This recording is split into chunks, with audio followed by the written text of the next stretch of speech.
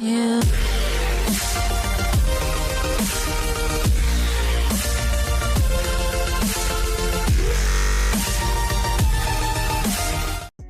Hey everybody, here get another one today. Be coughing. In other words,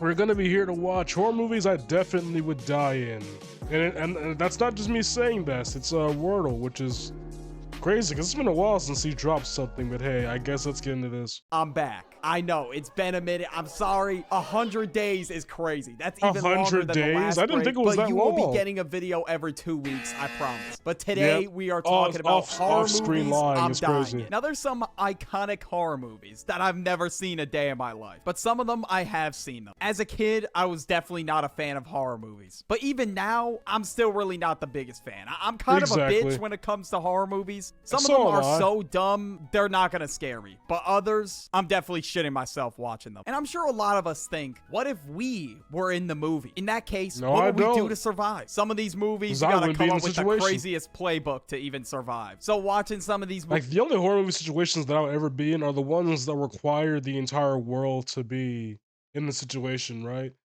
Because me personally, most horror situations I'm up in because I'm not either A, for some reason, extremely horny when I'm with a group of people. That's one reason why I wouldn't be in situations. Number two, I'm not either under the influence of any type of substances to be in a state to end up in horror situations.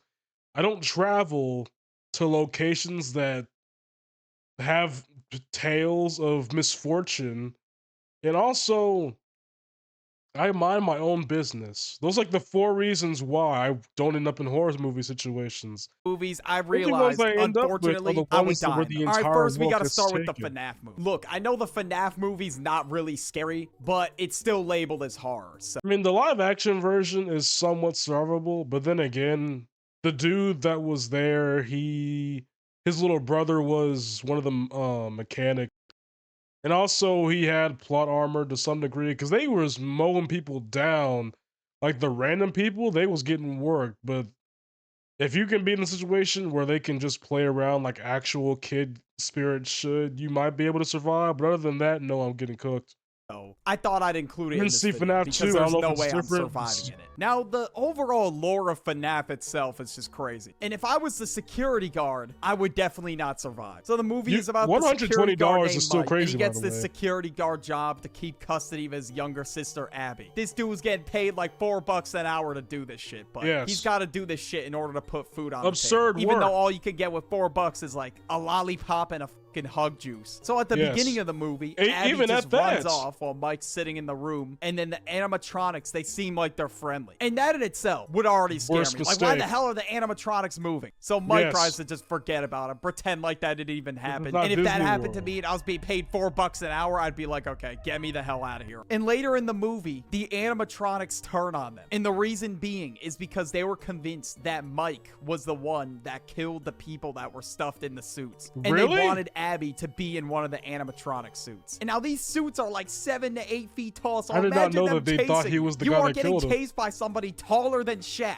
Like, I'd be shitting a brick. And I would have been clueless as to the reason why they were chasing. But how the movie ends is Abby makes a drawing to show that William Afton was the one that did it. He was the one that stuffed the kids in the animatronic suits. The animatronics ended up turning on him, and that's how it ended. And if I was in Mike's position towards the end of the movie, I definitely would have died. I already sucked ass at the games as it was, so actually being in that setting would definitely be my downfall. Probably suck at it too, I'm not gonna lie to you. I watched The Conjuring like 3 years ago, and after watching never saw any of them, but missing with all and every demon that could possibly ever exist, because actually, you know what?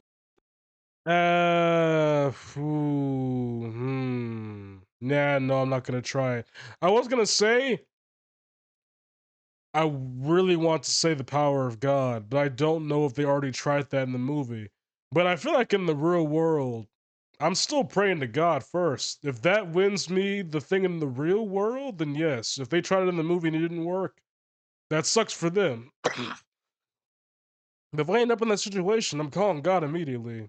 Get this man out of here. I'm sorry. Like, the movie, the first mistake they made was moving into that house. Like, what the hell even is this house, man? Just buying a house and actively seeing a noose on a tree is absurd work. Look at it, bro. It looks scary as hell to begin with. So the movie goes as follows. It looks like Herschel's house from Walking Dead. The Perrin family, I think that's their name. They move into this house, and it seems normal at first. But like I said, just looking at the house would have already threw me off. But life was normal for them. And then all of a sudden, they start to notice a bunch of paranormal activity going on. And the first thing that I would have done in the movie, I would have definitely denied it. I would have been in denial. I would have been like, that was definitely the wind. Like, one of the first examples of them seeing paranormal activity was, I think Carolyn saw this sheet like just move off of the clothes hanger and just fly towards the window. And as you can see, it like stops for a second and then it just like flies off. Okay, yeah, that would have got me. When you described it, I was like, how the heck does that work? When the thing just stops. But after seeing that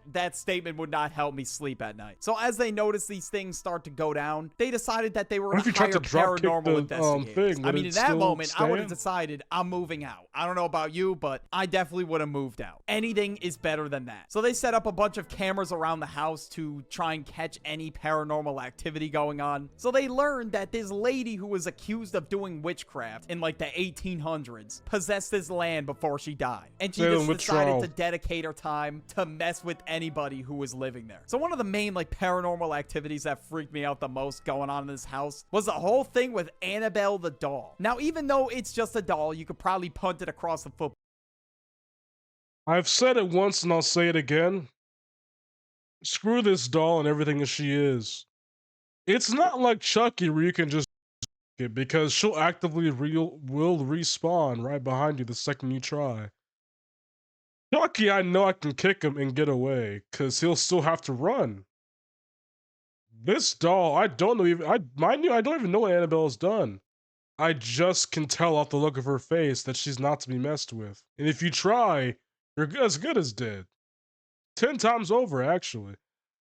Field. Regardless, watching this all go down in the movie still freaked me out. Like, the idea of things just moving randomly already gets me uneasy. So Annabelle just moved from the spare room that they had her in to the hallway. They just saw a bunch of red crayon on the walls and damage to the family pictures. So they decide to lock her in a box. And you'd think that would solve the problem. But no, she just leaves a note on the ground and starts banging on all the doors. And the note says, "Miss me."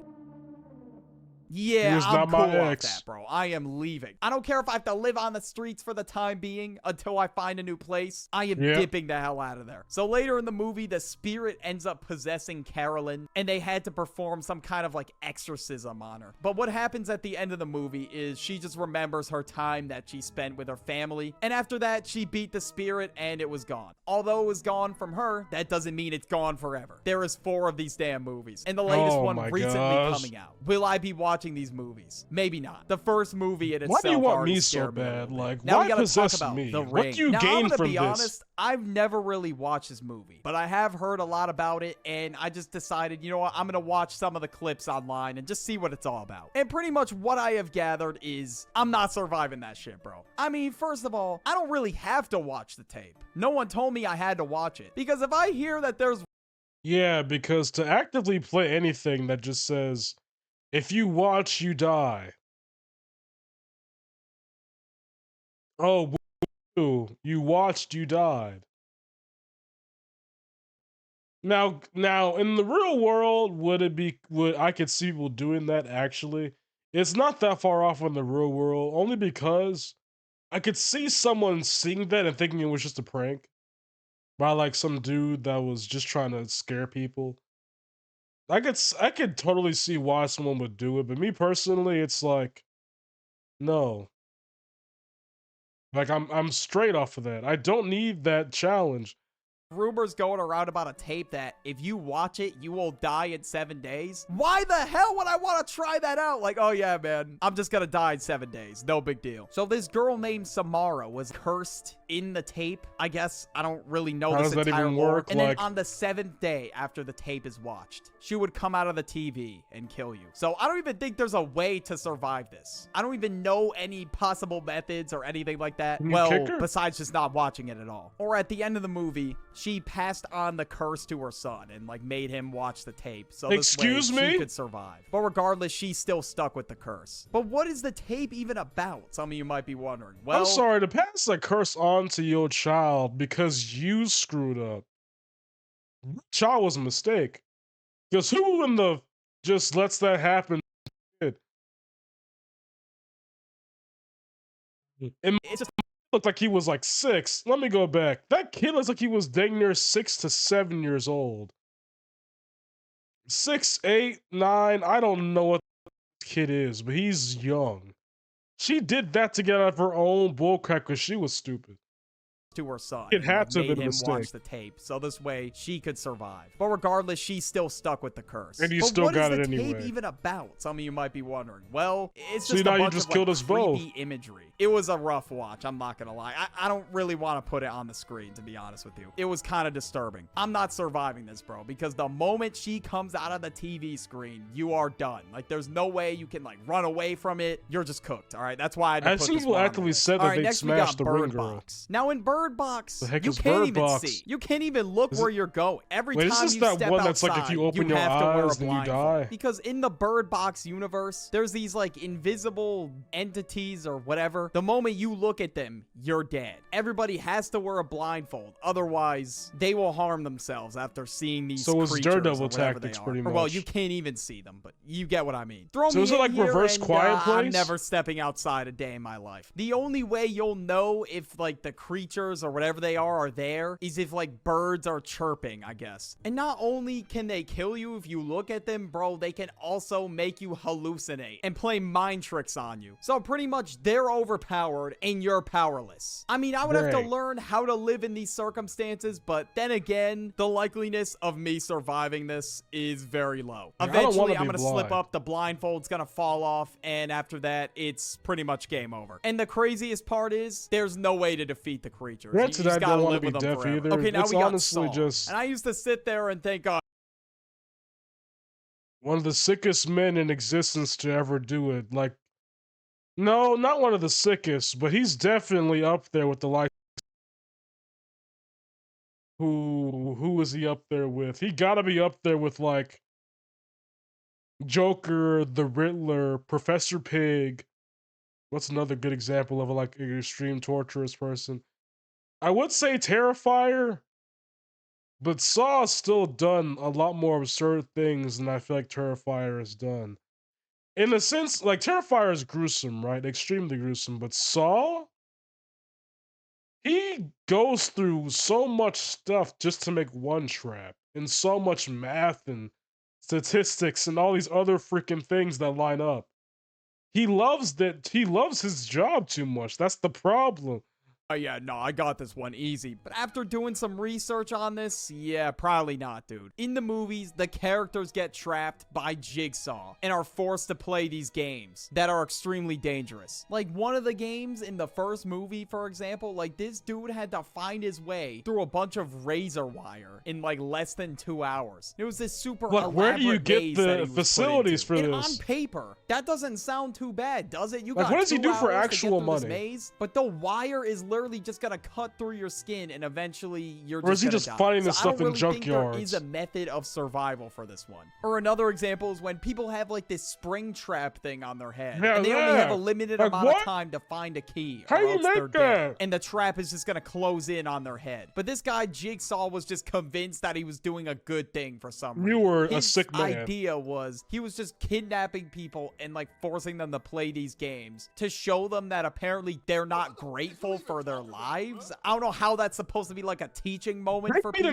Apparently that's how he would justify what he did. It's not like you have a choice to leave or anything, or the person chose to participate. They literally just woke up in the room that morning. They just spawned in. And now all of a sudden they're just forced to participate in these games. I never really watched any of these movies, to be honest with you.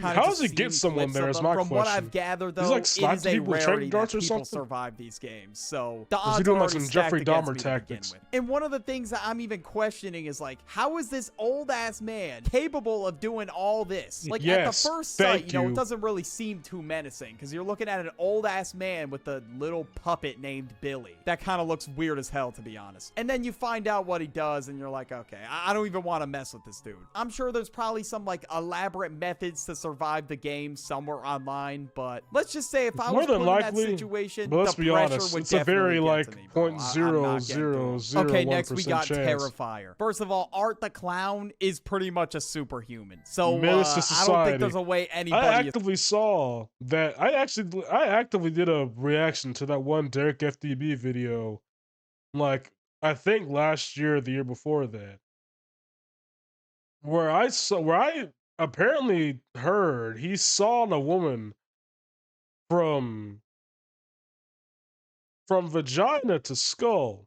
Now, where I was at was like, how long? What I asked was, how much of that did they show on screen in the comments, right? Someone told me they showed the whole thing. How the heck you sick individuals do it, I don't know. Me personally, I've seen some gruesome stuff, right? I've seen The Boys and Invincible, and I've seen other various things. That right there would have actually made me sick. It's the fact that you got to see that in full, and you got to hear her scream on top of that. And it'd be different if it was skull down, right? He had to go opposite just to prolong the suffering. He needs to be stopped. Surviving. At the beginning of the movie, he was already throwing me off. Like, look at his teeth. He just popped into this restaurant with a trash bag, sat down, and just started creepily staring at the two girls that were the main characters of the movie. I'm not waiting to find out what happens next, bro. I'm getting an Uber out of there. The moment he sits down, I'm dipping. But yeah, Pennywise has nothing on this dude, bro. He literally just does this for no reason at all. Literally just for the love of the game. So Art the Clown, I will not be messing with this dude. Watch this video on the end screen. Yeah, screw Art. And the thing is, that's just one example. I don't even know what all the heck he actually did. I don't know, because if that's one of the things he did, I don't know what other crazier things he's done to people. And with that being said, I hope that y'all all have a good day, and God bless. Yeah, boy.